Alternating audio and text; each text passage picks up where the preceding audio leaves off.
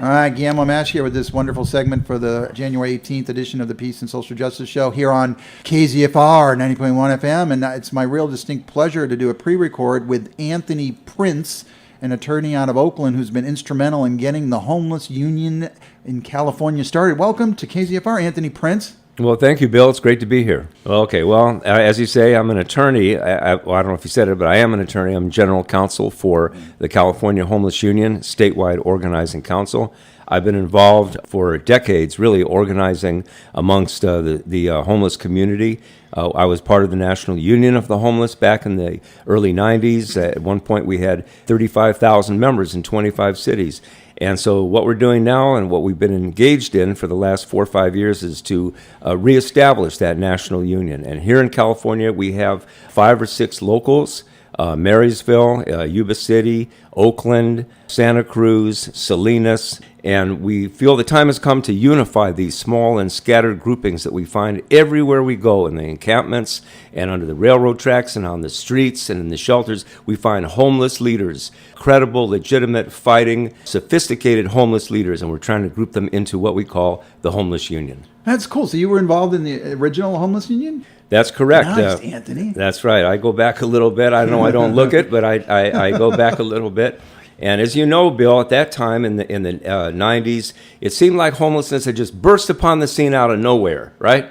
And of course, it was associated with this ongoing economic dislocation out of the kind of former industrial base of the country into a whole new technology and a whole new economic basis that threw tens of thousands, really millions of people into the streets, literally, in some cases. So out of that whole social awareness of homelessness, we formed the National Union of the Homeless back 30, 35 years ago. But today what we see is something on a completely different scale. Massive dislocation. Just everywhere you look across the country, these camps and homeless encampments and people on the streets and in the tents and in these little lean-tos that they've created, dotting every city and even more so in the rural, smaller towns. And that's where we're building the union today. Nice. You know, I got the best of prompt questions for you because Greg Schaefer, who's with the Poor People's Campaign for California, is going to be the keynote at the beloved Community MLK commemoration this weekend. At Trinity Methodist, look that up. But this is what Greg Schaefer says about the California Homeless Union, his thumbnail.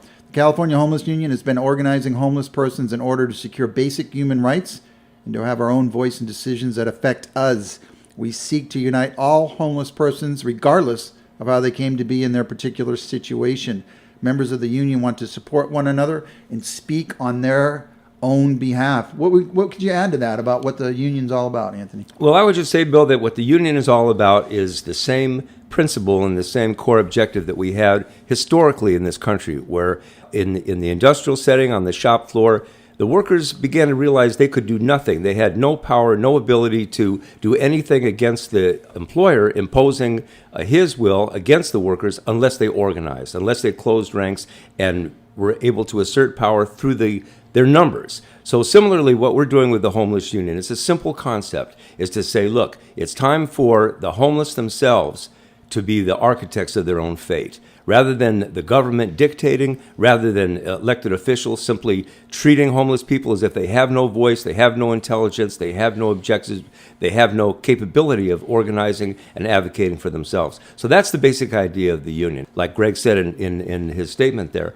to empower, to support, to mutually assist, and most significantly, we aim to compel the cities, the counties, the state, the agencies to sit down and recognize the union as the exclusive collective bargaining representative of homeless people. That's the objective. That's nice, Anthony. Folks just joining, we are speaking with Anthony Prince, a civil rights attorney out of Berkeley who's been instrumental in the original homeless union in California and nationwide, and he's being part of the team to revisit that and bring that back to life. So speaking of bringing back something that we really need to life, where are we at right now? Where would you say the California Homeless Union is right now? I think, Bill, that we're at the stage right now, and it's a necessary stage. You know, everything has to proceed through stages. You can't just jump into something without appreciating the necessity of step 1, step 2, step 3, and on. We are at the step where we're bringing together the leadership. That it's as I said a moment ago, we know and we meet every day people out of the camps and out of the shelters and out of the streets who are appreciative of their position. They're serious. They're already recognized by their homeless sisters and brothers as their leaders, as their spokespersons, their advocates. Those are the people we're targeting. We're targeting people, homeless people. And when we say homeless, we don't just mean people on the street, Bill, because we know that our adversaries like to have a very narrow definition of homelessness because they would like to see that it's an isolated issue. It's not isolated. I heard on the radio this morning in Salinas where they had a whole family living in a closet. And the best they could do was to give a clothes hanger to an 8-year-old child who was told by the landlord collecting rent in a closet that here's a hanger you can hang your clothes up on. That's the best that they could do for her. Homelessness is pervasive, and what we're trying to do here is bring the leaders who are emerging out of these situations together as the leadership of the Homeless Union. That's the stage that we're at. So what's your immediate next steps, you think? Well, we are expecting to convene our first official statewide convention where we will go ahead and formally adopt our union constitution and bylaws. We will set forth the essential structures of the union. We've already, for the last 3, 4, or 5 years, been kind of experimenting and implementing everything from grievance committees to community relations committees, of course, the union executive board. We certainly hope to do it within the next 6 months, certainly within 2019, is to have the statewide convention of the Homeless Union, where we will bring leaders and people that are in the homeless situation together to form up officially what we think is going to be part of this national revival of the National Union of the Homeless. As you know, we just recently reestablished, or I should say established, it's our newest chapter, our newest local here in Chico. I think we're going to be calling it the Tri-County District. I like that. And a Chico chapter of the union. Our Marysville chapter has been very, very active for the last year. And of course, Salinas is where we have the most experience with the Homeless Union, the new Homeless Union movement for the last 3 or 4 years.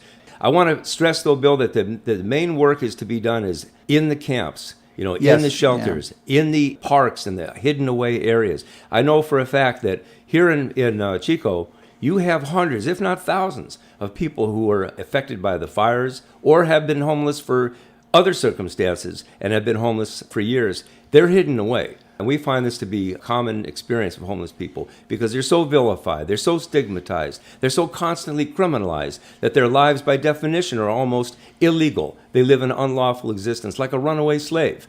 And so they hide out in the parks, they hide out behind the auto parts stores and by the railroad tracks.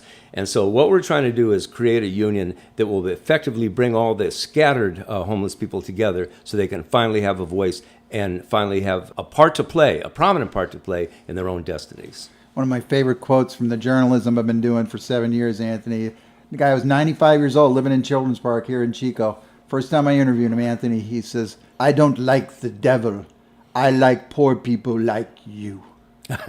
Yeah, huh? Well, Bill, we're getting into the Christmas season, we just finished the Christmas season, and we always like to remind people that, of course, we're talking about a homeless person who there was no room at the inn, and we say, how can you worship the homeless man on Sunday and step over the homeless man on Monday? So we're appealing to a broad segment, Bill. We're appealing. This is not a partisan political thing. This is about bringing poor people, homeless people together so they can have their immediate interests addressed.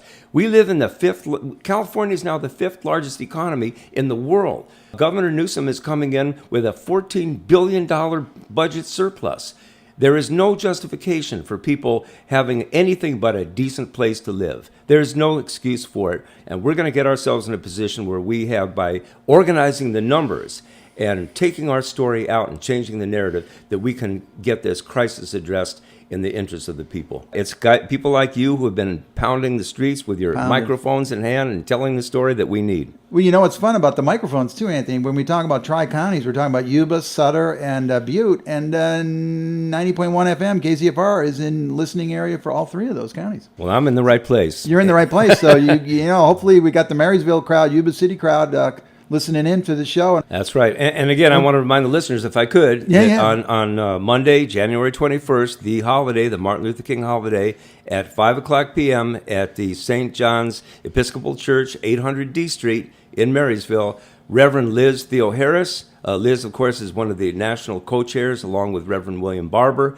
of the National Poor People's Campaign, and we're very much a part of that. She will be our keynote speaker. Greg Schaefer will be speaking. Homeless union leaders. We're in the process of producing a short documentary, I'll tell you, about the Paradise Fires, about the Camp Fire, and especially its impact on poor people and how we're pushing back. So we hope everyone will make it there. And there goes my phone. So that's all right. Sorry about that. Yeah, I said we were going to be busy.